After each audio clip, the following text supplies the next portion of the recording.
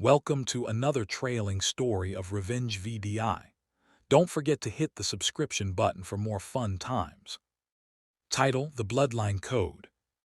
They say power isn't inherited, it's earned. But they've never met my family. For decades, our name built cities, crowned leaders, and buried rivals. Every generation swore they'd rule differently, and every one of them fell the same way. To pride, betrayal, and the hunger for more. Now it's my turn. The world thinks the fire died with my father. But power doesn't die, it hides in the blood, waiting for someone bold enough to decode it. Every secret, every alliance, every betrayal that shaped this family, it's all written in veins like mine. And once you understand the bloodline code, you realize there's only one truth that matters. We don't inherit power. We become it. The day started simple, music playing, family gathered, laughter filling the air. But peace doesn't last long when pride is on the menu. He said it playfully, "Want meat, go chew it at the ground." Everyone laughed except me. Because sometimes, disrespect hides behind a smile. I didn't shout, I didn't move. But silence can be louder than thunder when it comes from a man who once ruled storms. They thought I'd let it slide. My son grinned, my wife looked worried. But deep down, everyone knew something inside me had shifted. I picked up the steak from the ground, blew the dust off, placed it back on the grill, slowly, quietly, and said, "Let's see what respect tastes like after heat." As the meat sizzled, my mind went back to the days I taught men twice my age how to eat with discipline, not greed. To the time I built an empire, brick by brick, just to earn one word: respect. The fire didn't burn the meat. It burned memories of when I used to be feared, not questioned. The laughter faded, the music stopped. Now they were watching me, not the grill. Because they realized this wasn't about food anymore. He looked at me, half sorry, half proud. He wanted to prove he was grown. But he forgot, even grown men bow to respect. I remembered my own father's words. Never raise your hand when your words can build or break a soul. So I chose to speak through calm, the most dangerous language of all. When the meat was done, I placed it on his plate and said, "Son, the world will always test your patience. Don't let your pride feed the fire." He didn't eat. He just stared. Because sometimes guilt tastes saltier than sweat. We all sat there quiet. But I could feel it, something deep shifting inside him. He realized what he dropped wasn't steak, it was manners. From across the fence, whispers began. "Did you see what he did?" Yeah, they saw, but what they didn't see was the storm I held back. If this were the old me, I'd have flipped the table. But power isn't in what you destroy, it's in what you control. The charcoal faded, but the message burned on. Respect once lost takes more than fire to restore. He came to my room later that night. No words, just silence. Then he said, "Dad, I get it now." I smiled, not out of pride, but relief. That night I realized something too. Raising a son isn't about fear, it's about reflection. They become mirrors of the man we once were. But I saw something in his eyes, anger. Not toward me, but toward the world that would soon test him the same way. He started acting differently, quiet, focused. But I knew that silence. It was the same kind I carried before I built my empire. My wife whispered, "You might have awakened something in him." I said, "I hope I did, but not the wrong thing." Weeks passed. He began making moves I didn't understand, calls, meetings, plans. It felt familiar, two families. I told him, "Son, ambition is a beautiful poison, sip it slow." He smiled and said, "Like father, like son."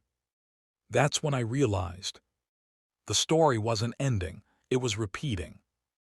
Only this time, I might be the one test. The next Sunday, the grill was lit again. But this time, my son was the one holding the tongs. He looked at me and said, "Dad want meat," and smiled. Because this time, I don't know if it's a joke or a challenge. Another Sunday, same backyard. But this time, he was behind the grill, same apron, same calm. I watched from the porch as he moved like I used to. Confident, silent, calculating. The student was becoming the teacher, too fast. He didn't call me Dad. He said, "Old man, you want it medium or rare?" The tone was soft, but the meaning was sharp. Respect had shifted hands. And I could feel it, the balance of power changing in my own home.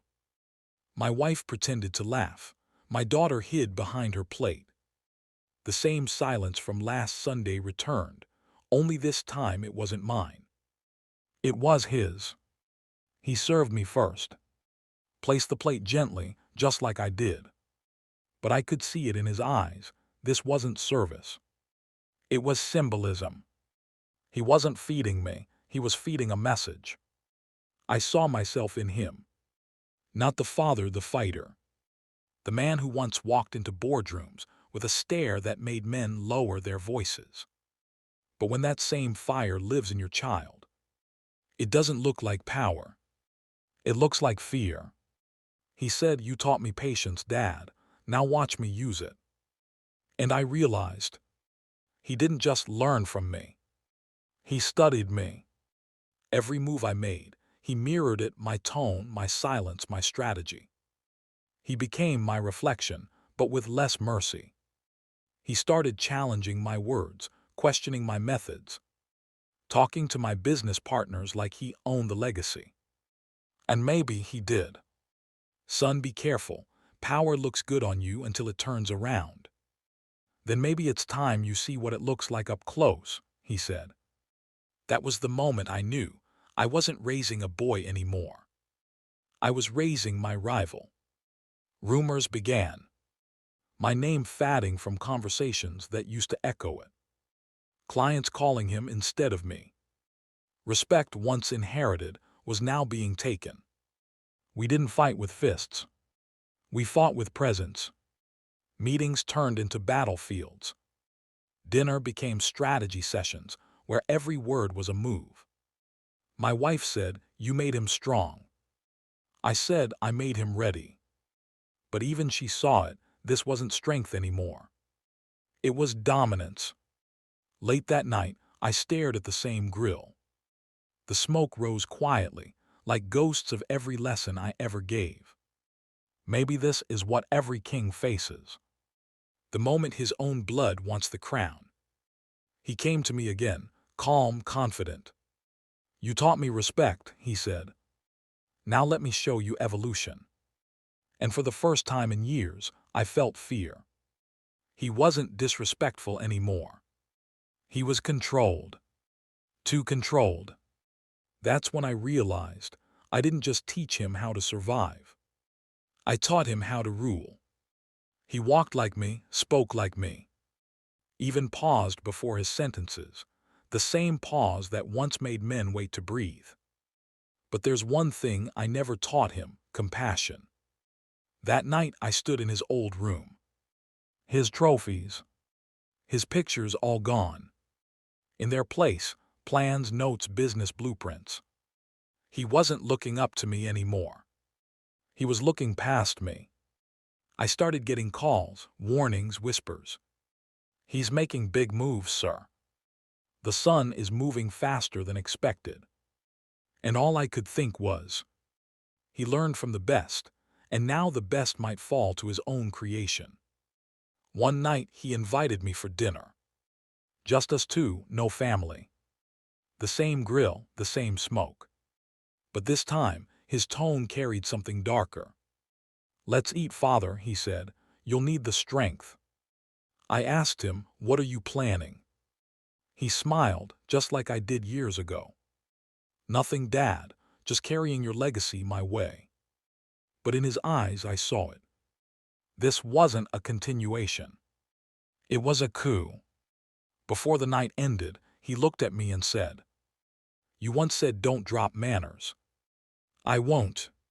I'll drop limits. By morning, my company's shares shifted.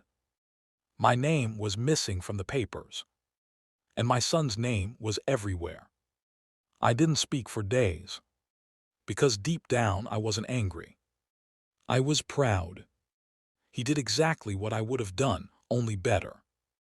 Maybe that's the real lesson, I whispered. You can't teach a man power without teaching him rebellion. The following Sunday, he called again. Same backyard, same grill, same smirk. But this time he said, Dad, you've taught enough.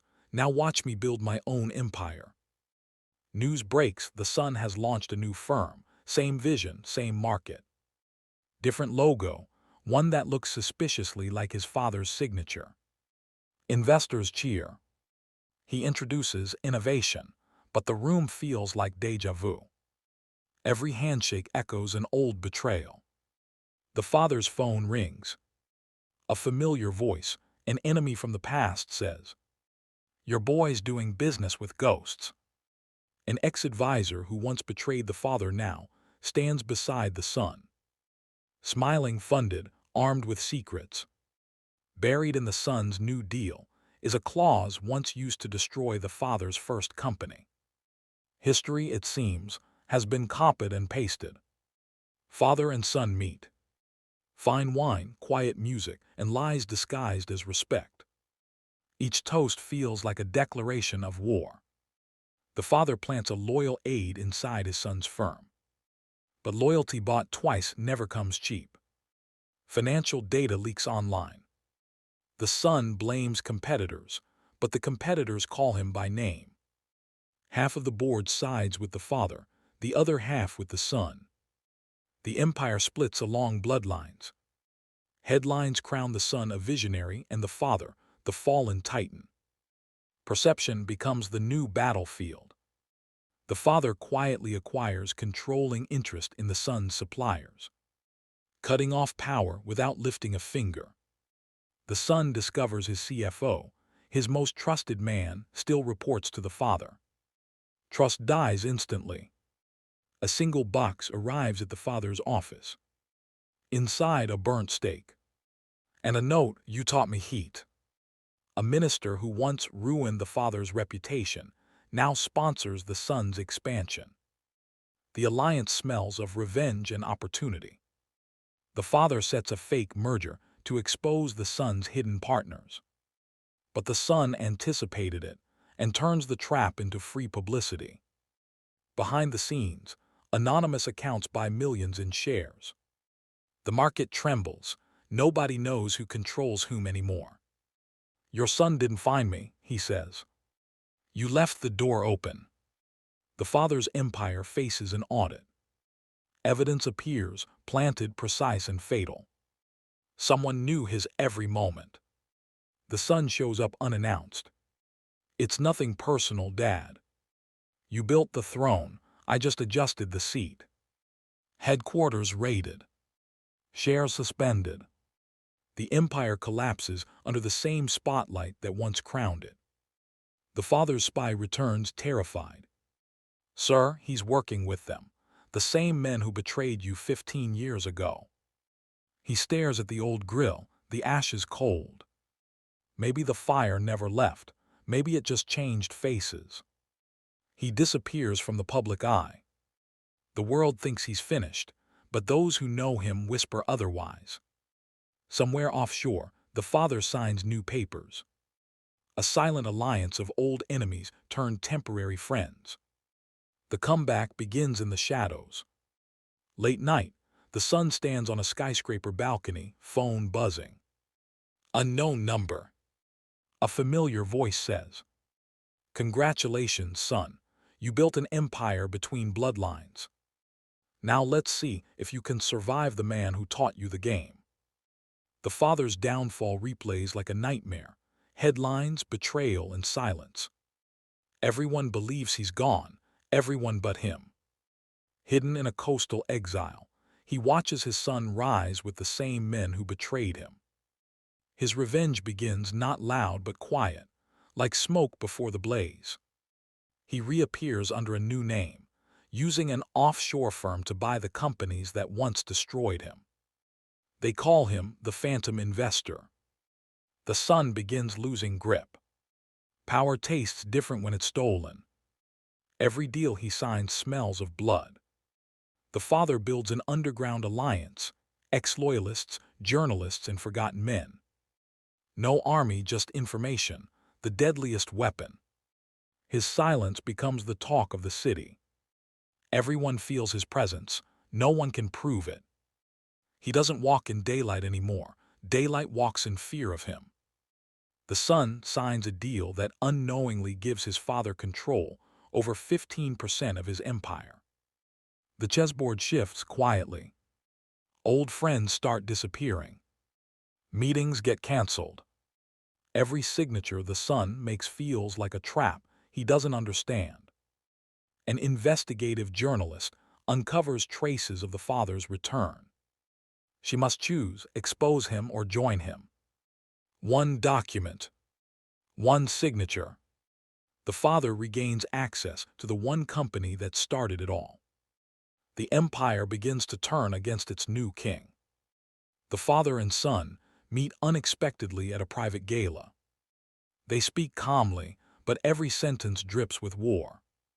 You built a throne from my ruins, but remember, ruins remember their builders. The son delivers a televised speech about loyalty and vision. Half the city applauds. The other half watches the father's reflection appear in the background, unnoticed. One of the son's closest allies turns against him, revealing a truth.